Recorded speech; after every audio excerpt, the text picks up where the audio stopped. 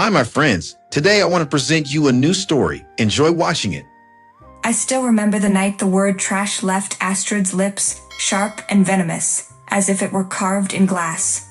We were in my parents' dining room, the chandelier above casting fractured light across the table. I had come with nothing more than a simple hope, that my sister might look at me as she once did, with warmth instead of disdain. But Astrid had already changed, molded by Scott's cold hand on her shoulder. "You'll never be anything, Cecilia," Astrid spat, her voice trembling not with doubt but with certainty. "You drive us down. You've always been the weak one." Scott leaned back in his chair, his smirk like a blade against my skin. "She's not weak, Astrid, she's useless. Let her keep scrubbing tables and living like the garbage she is." The words stung harder than any slap could. My parents shifted uncomfortably but said nothing. Their silence roared louder than Astrid's cruelty. I looked at each face around the table, searching desperately for a flicker of defense of love, but there was none. I rose, my chair scraping harshly against the polished floor. "If this is how you see me," I whispered, my throat tight, "then I'll leave. But remember this night, Astrid." Words have a way of turning back on the speaker. Astrid's laugh was brittle. "Don't dramatize. You'll be back. Trash always comes back to the curb." Her sentence sealed the fracture into a canyon. That night I walked away with no coat despite the biting wind. I walked away from family dinners, from hollow embraces, from being the scapegoat. But more than that, I walked toward something I couldn't yet name. A fight, a hunger, a spark of rage that burned hotter than shame. The years that followed stripped me bare. I waited tables until my hands cracked, cleaned offices long after the city slept, and ate dinners of instant noodles under flickering lights. But every insult replayed in my head like fuel. While they mocked me, I devoured online courses in coding. I studied algorithms until dawn. Every line of code became a stitch in the fabric of my new self. I was no longer their trash. I was building something vast. And though Astrid's words haunted me, they also warned her unknowingly. I was not coming back. Not to beg. Not to belong. I was coming back for reckoning. The city never slept, and neither did I. Nights stretched into mornings, my small apartment littered with half-empty coffee cups and stacks of notes. The hum of my second-hand laptop was the only companion I trusted.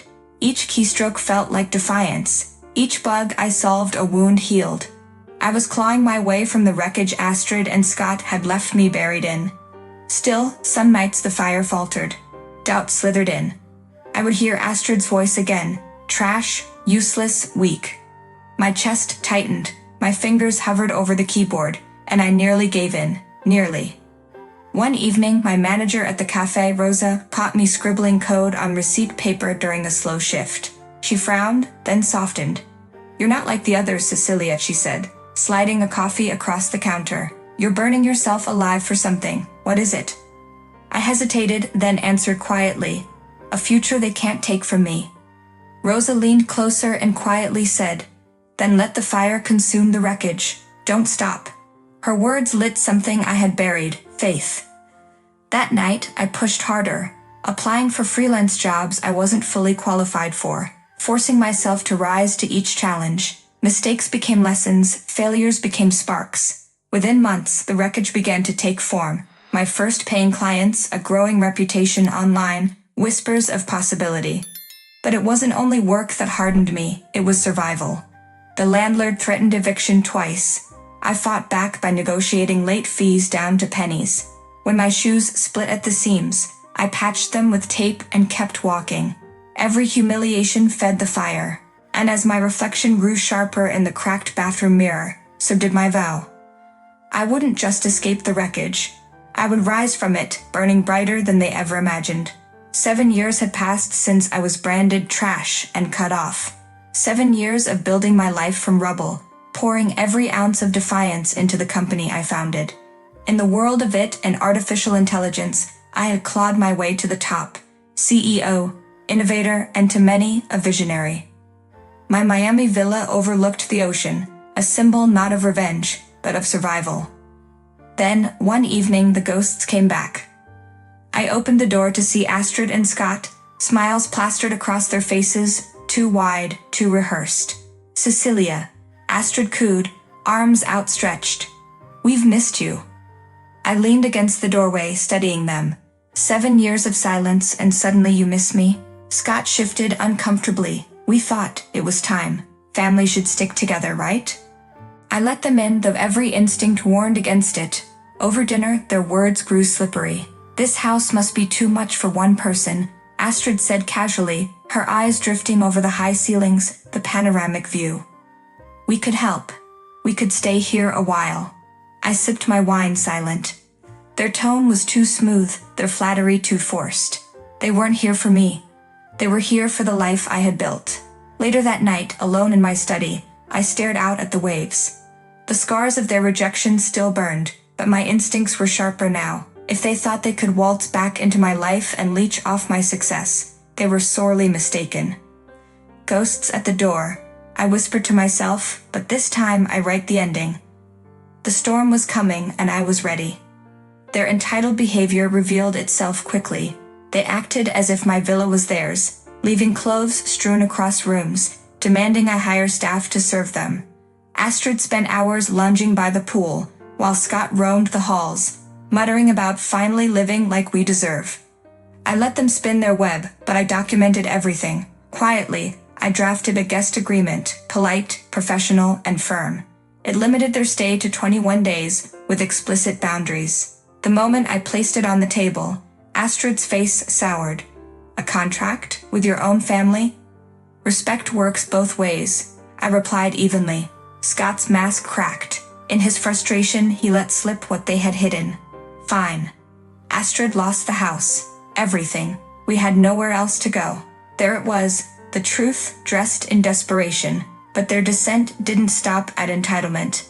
Days later, I discovered something worse. They had tampered with my home security system, splicing footage, layering fake tears and blurred images to paint me as aggressive. It was grotesque, designed to smear me if I refused them. They confronted me, feigning innocence. If this got out, Astrid whispered, people might see you differently. I almost laughed, then let them see. The next morning, I released the untouched footage, publicly and decisively. It showed the truth, me calm, them manipulative. The falsehood unraveled instantly. The web of lies collapsed, and with it, the last thread binding us. They left as abruptly as they had arrived. No apologies, no farewells, only the echo of their failed schemes trailing behind. For the first time, their absence felt like freedom. The villa, once tainted by their shadows, breathed again. I filled it not with ghosts, but with life. My dining table hosted loyal friends, colleagues who had stood by me when I had nothing, and bright-eyed mentees who reminded me of my own beginning. One evening, as laughter rose and glasses clinked, I looked around the table. Here were people who saw me not as a wallet, not as a stepping stone, but as Cecilia, the woman who had fought for her place and refused to be erased. Astrid and Scott had shown me what blood ties could become when poisoned by greed.